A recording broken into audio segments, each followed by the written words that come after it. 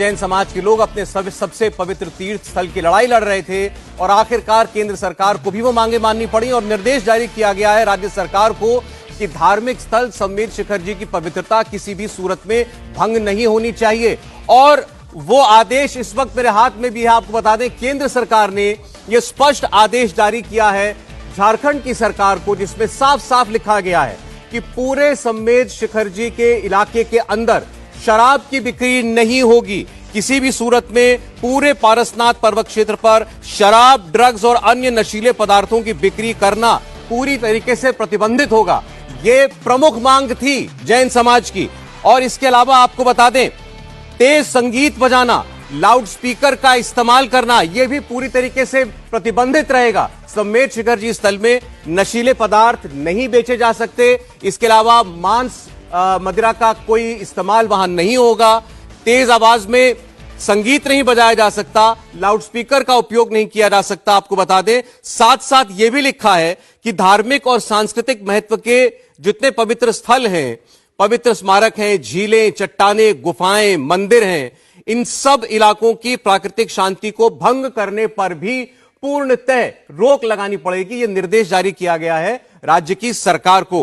पालतू जानवरों के साथ वहां जाने पर पूरी तरीके से बैन होगा। इसके अलावा एक और मांग जो थी जैन समुदाय की कि लोग वहां आएंगे, पिकनिक स्पॉट बन जाएगा और इससे वहां की पवित्रता को नुकसान पहुंचेगा, उसका भी निर्देश केंद्र ने जारी किया है। और यह कहा है कि पारसनाथ पर्वत क्षेत्र पर कैंपिंग और ट्रेकिंग आदि की अनुमति नहीं होगी। तो यानी वहां कोई ऐसी पिकनिक नहीं मनाई जाएगी। कोई पिकनिक स्पॉट जो है उसको ना समझे, वो एक तीर्थ स्थल है, जैन समुदाय का सबसे पवित्र तीर्थ स्थल है। आप सोचें, हमारे जैन भाई जो हैं, भाई बहनें, उनकी जो मान्यताएं हैं, 24 तीर्थंकर जिनको वो पूजते हैं, मानते हैं, उनमें से 20 को वहां मोक्ष प्राप्त हुआ, ऐसी धारणा है। उस पवित्र स्थल को लेकर के भारत सरकार के पर्यावरण, वन और जलवायु मंत्रालय ने यह आदेश जारी किया है और यह राज्य सरकार को जारी किया गया है। जैसा मैंने आपको बताया, सभी प्रकार की नशीले पदार्थों पर की बिक्री पर पूर्णतः प्रतिबंध लगाया जाएगा।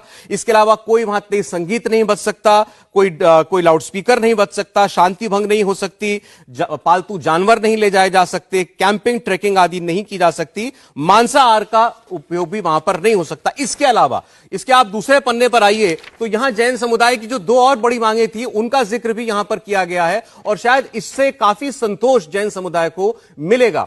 इसमें साफ साफ लिखा गया है कि जो 2019 की अधिसूचना थी, जिसके मुताबिक केंद्र सरकार ने इस पूरे पर्वतीय इलाके को इको सेंसिटिव जोन घोषित किया था और दरअसल ये राज्य सरकार की सिफारिश पर किया गया था केंद्र के द्वारा 2019 में, उसके खंड 3 के सारे प्रावधानों पर तत्काल रूप से रोक लगा दी है केंद्र की सरकार ने। और यह स्पष्ट मांग थी जैन समुदाय की, जिसको अक्षरशः मानते हुए खंड 3 के उस अधिसूचना के सभी प्रावधानों पर पूरी तरीके से रोक लगा दी। इसका मतलब यह है कि इसके अंतर्गत आने वाली सभी पर्यटन और इको टूरिज्म की गतिविधियां बंद हो जाएंगी। जैन समुदाय की जो बहुत बड़ी आशंका थी कि यह इको टूरिज्म स्पॉट बन जाएगा तो लोग यहां पर आएंगे, यहां पर पिकनिक मनाएंगे, यहां पर अलग अलग तरीकों से पर्यटक स्थल की जो गतिविधियां होती हैं वो होंगी, यहां दुकानें बन जाएंगी और इसके अलावा यहां की शांति भंग होगी, पवित्रता भंग होगी। तो साफ कह दिया गया है इस चिट्ठी के अंदर कि इस खंड के अंदर आने वाली जितनी भी टूरिज्म की और पर्यटन की गतिविधियां थी वो सभी पूरी तरीके से निषेध हैं, पूरी तरीके से बंद की जाएंगी। और आखिरी पैराग्राफ में एक और महत्वपूर्ण निर्देश राज्य सरकार को, झारखंड की सरकार को केंद्र की सरकार ने दिया है, वो ये है कि एक निगरानी समिति बनाई जाएगी।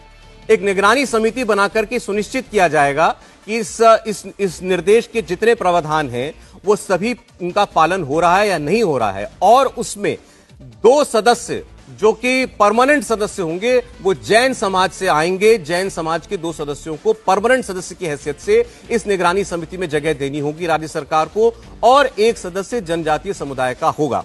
तो अब आप साफ साफ कह सकते हैं कि जैन समुदाय की यह जीत हुई है और आपने इससे पहले कभी नहीं देखा भारत के इतिहास में कि शांतिपूर्ण जैन समुदाय को किसी भी बात को लेकर के अपनी बात को मनवाने के लिए इस तरह सड़कों पर उतरना पड़ा हो, आक्रोश व्यक्त करना पड़ा हो। लेकिन इस बार हुआ क्योंकि मामला उनकी आस्थाओं से, भावनाओं से, धर्म से जुड़ा हुआ था और आखिरकार उसको लेकर के सजगता दिखाई है केंद्र की सरकार ने और जो भी कुछ किया जाना उचित था वो किया गया। अब हमारे साथ मेहमान जुड़े हुए हैं, अब ये चर्चा इस पर होगी कि क्या जो कुछ अभी